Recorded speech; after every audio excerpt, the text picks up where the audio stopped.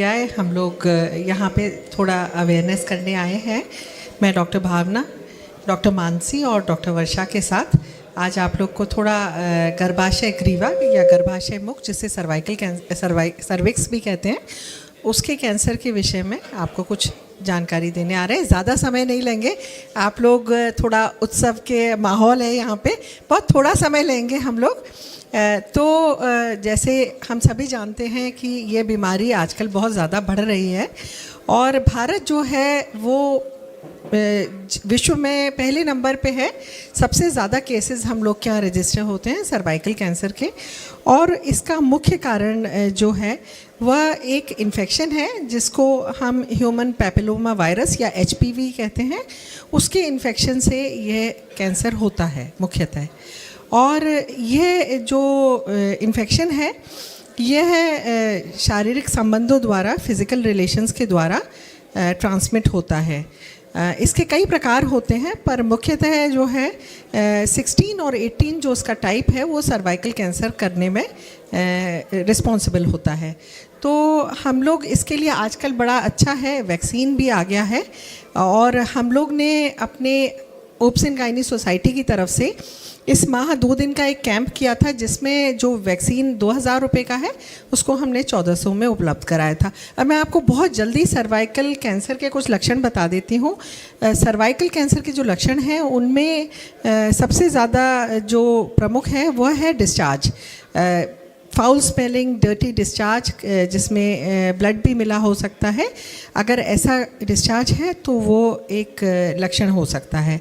दूसरा लक्षण है कि इर्रेगुलर ब्लीडिंग, मतलब अनियमित जो माहवारी है, जो ब्लीडिंग जो है वो मासिक के बीच में होना, इधर उधर कभी भी हो सकती है, कॉन्टैक्ट ब्लीडिंग, संपर्क के समय ब्लीडिंग होना, और सबसे ज़्यादा इम्पॉर्टेंट है माहवारी बंद होने के बाद। जो महिलाएं हमारी बुज़ुर्ग हैं उनको जब 50 साल के आसपास मीनोपॉज हो जाता है तो उसके बाद ब्लीडिंग होती है और वो लोग संकोचवश किसी से कुछ नहीं कह पाती हैं। तो हमारे पास ऐसी बहुत सारी महिलाएं आती हैं जो कि जिनका मीनोपॉज होने के बाद फिर ब्लीडिंग शुरू हो जाती है, और ये बहुत एक प्रमुख लक्षण है सर्वाइकल कैंसर का।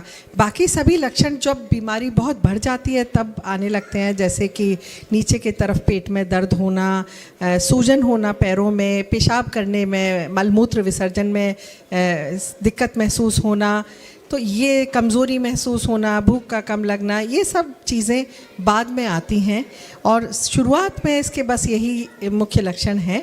अब मैं डॉक्टर मानसी से अनुरोध करूंगी कि वो वैक्सीनेशन के विषय में हमें जानकारी दें। बहुत बहुत धन्यवाद।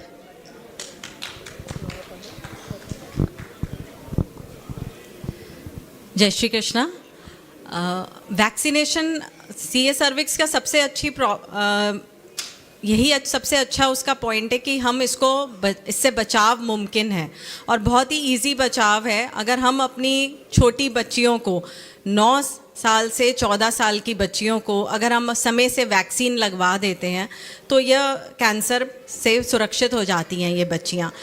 अभी तक इस वैक्सीन के बारे में अवेयरनेस बहुत कम है, तो इसीलिए हमने इस बार मथुरा ओब्स गायनी सोसाइटी ने यह मुहिम छेड़ी है कि हम सभी महिलाओं को जागरूक करें, ताकि हम एटलीस्ट अपनी सब बेटियों को और यंग लड़कियों को, युवतियों को ये वैक्सीन का तोहफा गिफ्ट दे सकें इस बार।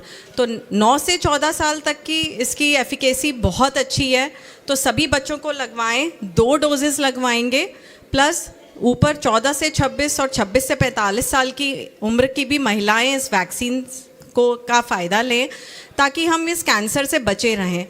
तो इसकी बस 2 डोजेज़ लगनी है, और हम ओब्स गायनी सोसाइटी इसको काफ़ी सब्सिडाइज्ड रेट्स पे भी लगवा रहे हैं। तो प्लीज़ हम में से किसी को भी कांटेक्ट करें और ये वैक्सीन का पूरा लाभ उठाएं। Thank you. अच्छी जानकारी मिल रही है, प्लीज़ सब लोग तालियां तो बजा दें। कंक्लूड करने के पहले बस ये बोलना चाहती हूँ कि एक तो वैक्सीनेशन से इसका बचाव संभव है, दूसरा अगर वैक्सीन नहीं लगाए 26 साल से ऊपर की फीमेल्स हैं तो वो अपनी स्क्रीनिंग कराएं। स्क्रीनिंग मतलब प्राथमिक जांच कराते रहें कि आपको कहीं कोई लक्षण कोई डेवलप तो नहीं हो रहे हैं। ये जांच पैप स्मीयर द्वारा संभव है, जो हर 3 से 5 साल में करा जाता है। अगर कहीं कोई सेल में चेंजेस आते हैं तो उसका सही समय पर उपचार संभव है। तो इस तरह से हम सब अपनी बच्चियों को वैक्सीन का तोहफा उधार दे सकते हैं, तोहफा दे सकते हैं, जिससे कि हम आने वाली जनरेशन्स में सर्वाइकल कैंसर को पूरी तरह ख़त्म कर सकें। धन्यवाद। थैंक यू मैम, आप लोगों ने हमें बहुत अच्छी जानकारी दी। मैं एक बात और बस लास्ट में बोलना चाहूँगी कि आप ये समझिए कि ये कैंसर कितना खतरनाक है कि हमारे देश में हर 8 मिनट में एक महिला की मृत्यु सर्वाइकल कैंसर से होती है। तो आप ये कैलकुलेट कर सकते हैं कि जितनी देर में ये प्रोग्राम हुआ कितनी महिलाएं जो हैं वो काल का ग्रास बन गई इस बीमारी की वजह से। तो आप लोग, अगर हम लोग सभी लोग जो यहाँ पे हैं, सभी की माताएं हैं, सभी के परिवार में महिलाएं हैं, तो हम लोग उन सभी के प्रति एक प्रेम का, एक जागरूकता का, एक समर्पण का भाव रखते हुए अपनी बेटियों को, अपने घर की परिवार की महिलाओं को हम लोग वैक्सीनेट करवाएं और इस बीमारी से बचाएं। और एक बात और बहुत